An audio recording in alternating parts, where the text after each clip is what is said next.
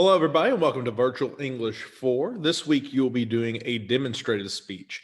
Basically, you're going to show us how to do something. That is what a demonstrative speech is at its heart, is basically a how to do X, how to do Y.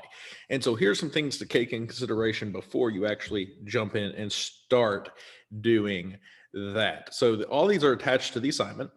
So at the beginning of this is going to be just a sample outline. We'll talk about the outline here in a minute, but I want us to just talk about this. So let's figure out what speech you're going to do for your demonstrative speech. The goals for your demonstrative speech could be to demonstrate a process and give the audience information while using visual aids. That is important. You do want to make sure that it is something that you can use visual aids. They do help bring an element to the speech, or to show how to do something, or how something is done, or how to make something, or how something works. When you choose a topic that you know and enjoy, your speech will be more successful and easier to do if you use this criteria.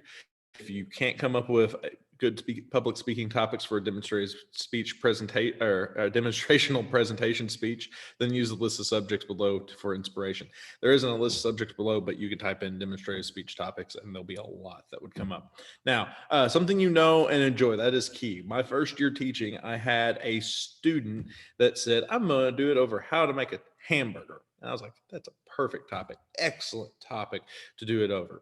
Then all of a sudden, the next day came and they were working on like putting together their speeches, and she was in big tears saying, I don't know how to make a hamburger, which I just thought to myself, then why did you pick that as your topic? So it does need to be something that you know how to do well. Here's some things to take in consideration. Is this something you know how to do well? Is it something that you're actually learn? Is this a process that can be done inside the classroom? For you virtual students, that isn't necessarily a problem with the materials we provide: table blocks, cutting board, knives, refrigerator, freezer, microwave. Please do not bring knives to school. Is it a process that will result in a finished product? Is it something that can be accomplished in the allotted amount of time? Is this 5 to 7 minutes? My minimum is at least 3, so 3 to 7 minutes. Is it something that can safely be accomplished inside the room? Is it something that you can do legal? No weapons, animals, alcohol, or controlled substances? Which of your choices has enough potential to offer your audience valuable information? Now, I'm going to pop out here for a second, because most of you that are probably watching me right now are virtual students.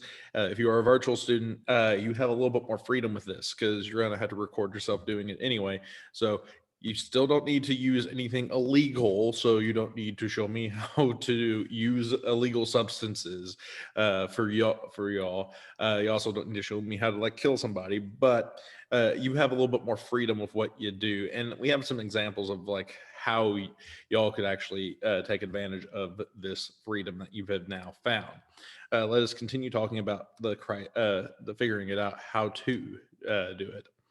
Remember your audience when you choose your topic. Who are they? What are their interests? What do they like? What are their needs? And then the delivery of your demonstrative speech topics. First and for all, think of the rules, time limit of the public speaking assignment, and apply these 8 public speaking tips for delivering your demonstrative speech topic. I will say the time limit is a big one. Not as much since I've been here at Portersville, but when I was at Campbell, I had a couple students that decided to try to bake a cake, and their speech was running into like 12-minute range because we're making the cake in front of us. So that might be one that if you're a virtual, it might be beneficial, because like you can like edit it down, kind of like what you're going to see a couple of these have done in cooking demonstrative speeches. So using visual aids like objects, actual items, models, drawings can help you. Once again, I keep on coming back to the visual aids. They are very important to help out. I know that for the virtual students, this doesn't necessarily help, but I had a student once do their demonstrative speech over how to twirl a drumstick. And they gave everybody in the classroom a drumstick that they twirled around, and that really helped with their speech that they were presenting. Same can be said with actually using the board. I had the kids do this speech over how to draw a stick figure and a for it to live in, and they use the board to help them with the demonstration of the process. It's really up to you. Actually, the best one I seen was actually way back in my very first year teaching. I had a student do it over how to make a peanut butter and jelly sandwich, and they knocked it out of the park using their visual aids and whatnot. You also need to include stories and examples to illustrate your topic for your demonstrative speech. The personal story examples are good to, like, if you don't need to have dead air, you don't need to have that you are not while you're doing the process. So while you're doing the process, you need to you are actually talking while it's happening. That way it helps with that dead air issue that might arise while you are busy using your hands. You need to have something to say. There's a couple the examples that you'll have the opportunity to look at to watch. Those provide plenty of like examples of how you need to provide each audience member with the materials and ingredients to practice with. Once again, virtual, you don't have to necessarily worry about that. You need to ensure everybody's participating. Look around and see if your audience is following you. Ask yourself if someone in the audience has with your demonstration. So you might actually have had people do like how to do MMA holds, and they had a volunteer, but the volunteer also knew MMA stuff, so it wasn't as like dangerous. So they showed us how they did their different holds and whatnot, but they needed someone to help. So it's perfectly fine to bring someone to assist as long as you're the main one speaking. Close your speech with memorable summary, and then ask if there's any questions about your particular speech. So that is kind of the criteria. It's really the main thing that you're doing is you're kind of just saying, here's how to do X. You're going to walk us through the steps too. Here's the first step. Here's the second step. Here's the third step. Here's the fourth step. Now, with the same thing that I was just showing you, there is an outline. So once you have kind of like your step 1, step 2, step 3 down, you can use this outline to kind of help, like this is a template outline that you can kind of follow, that you can use to help write your speech and make it a little bit more engaging than just saying, I'm going to do this. First you do this, then you do this, do this. So you can use this to help you make your class up your speech a little bit.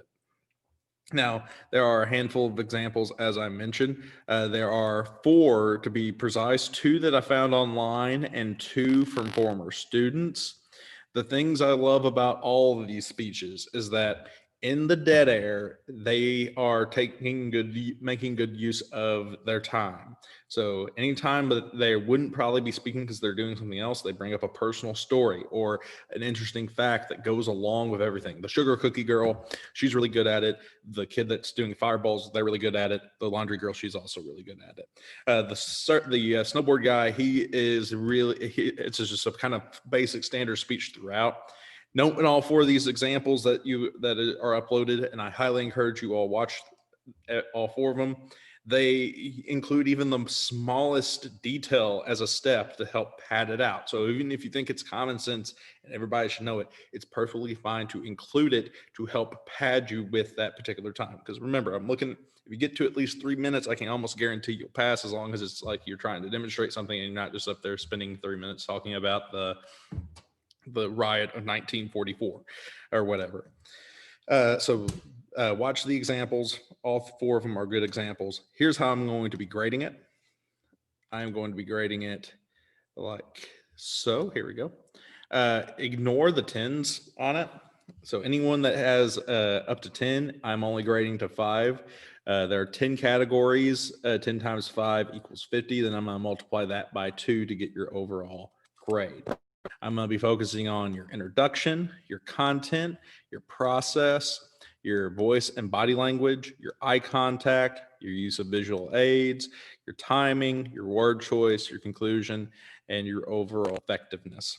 That's all the thing. The overall effectiveness is a big one because it seems planned and rehearsed and not like you just real quickly threw something together and got up here and started talking.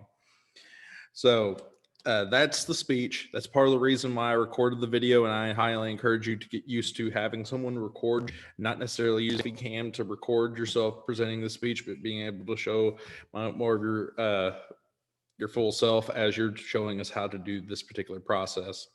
There are going to be 3 assignments. 2 of them I already have figured out. The third one I'm have to wrap my head around how we're going to do it. I'm going to try to do it to allow some at least more interaction for the virtual students.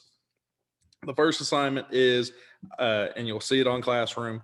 I want you to tell me by Wednesday what you think you're going to do what you're going to do the speech over. So what's your topic going to be? Are you going to show us how to change the oil in a car? Are you going to show us how to tie your shoes? I want you to establish what your topic is, and then I want you to break that into steps. And I want you, so what's my topic? And here's my steps. Step 1, step 2, step 3, step 4, step 5, step 6, step 7, step 8, 6, 9, you get the gist. So that's the assignment that's due on Wednesday. What's your topic, and what are the steps to do this particular topic? That way on Thursday and Friday, you can practice, you can kind of construct it more into a more formalized speech. You can practice it, and you can do the recording aspects of it. Here in class on Thursday and Friday, they're going to, of course, like write the speech, flush it out, and then on Friday, I'll give them the opportunity to present it. So I can say, hey, you need to change this, you need to change that. Your speeches for the face-to-face students, we're going to draw numbers, and whatever your number is on Monday, you'll start presenting it. These speeches will take us a couple days to present. For the virtual students, all of your speeches will be due on Monday at 11:59. So all of your speeches are going to be due Monday at 11:59. Then that comes into the third assignment that I'm trying to figure out. For face-to-face students, the assignment's simple. We just ask a question. You have to ask at least one question to one of your classmates as they're presenting after they present their speech.